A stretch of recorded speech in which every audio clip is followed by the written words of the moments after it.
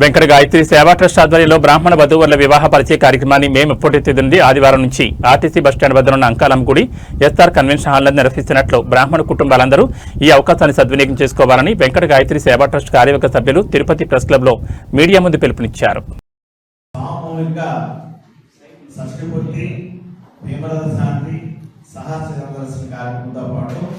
బ్రాహ్మణ ఉచిత వివాహ పరిచయం కూడా 26వ సంవత్సరం నిర్వహిస్తాం. అయితే పెళ్లి కాని వధువు వరులకి త్వరితగతిలో వివాహం జరగాలి అంటే శివపార్వత కళ్యాణం చేస్తే మంచిదని ఇది అందరికీనండి, కేవలం బ్రాహ్మణే కాదు అందరికి కూడా.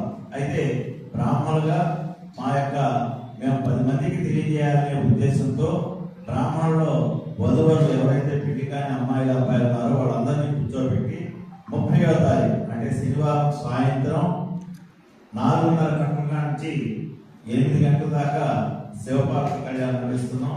పాల్గొన్న వారందరికీ కూడా ఆ రోజు రాత్రికి మరి ప్రసాద వితరణ ఉంటుంది.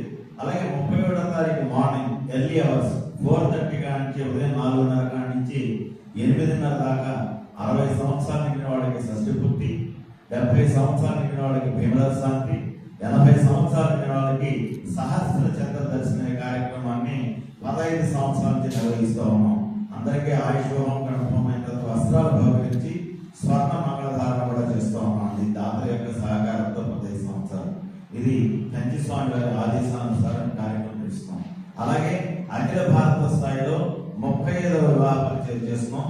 తిరుపతిలో 26 సంవత్సరాల నుంచి నిర్విఘ్నంగా జరుగుతాం. అలాగే మరి మొన్నటిదాకా 15వ తారీఖు దాకా మే 15వ తారీఖు దాకా ఉచితంగా ఎవరైతే రిజిస్టర్ చేసుకున్నారో వారి పేర్లన్నీ కూడా నమోదు చేసుకుని మరి 30వ తారీఖు సాయంత్రం పరిచయ వేదిక అయిన తర్వాత సుమారు 1500 అడ్రస్లు అబ్బాయిలు అమ్మాయిలతో కూడిన అడ్రస్ ఉచితంగా ప్రదానం చేస్తాం. అయితే 31వ తారీఖు స్పాట్ రిజిస్ట్రేషన్ పెట్టాం.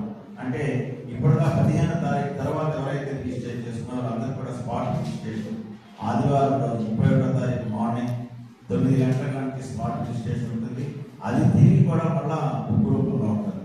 దీనికి మరి ఆంధ్రప్రదేశ్ బ్రాహ్మణ క్రెడిట్ కోఆపరేటివ్ సొసైటీ చైర్మన్ గారు అయినటువంటి కార్పొరేషన్ చైర్మన్ గారు మరి వారు వస్తున్నారు. వారితో పాటు లోకల్లో ఉన్న ప్రజాప్రతినిధులు ఎమ్మెల్యే గారిని, అలాగే సుబ్బనమ్మ గారిని, అలాగే లోకల్ మా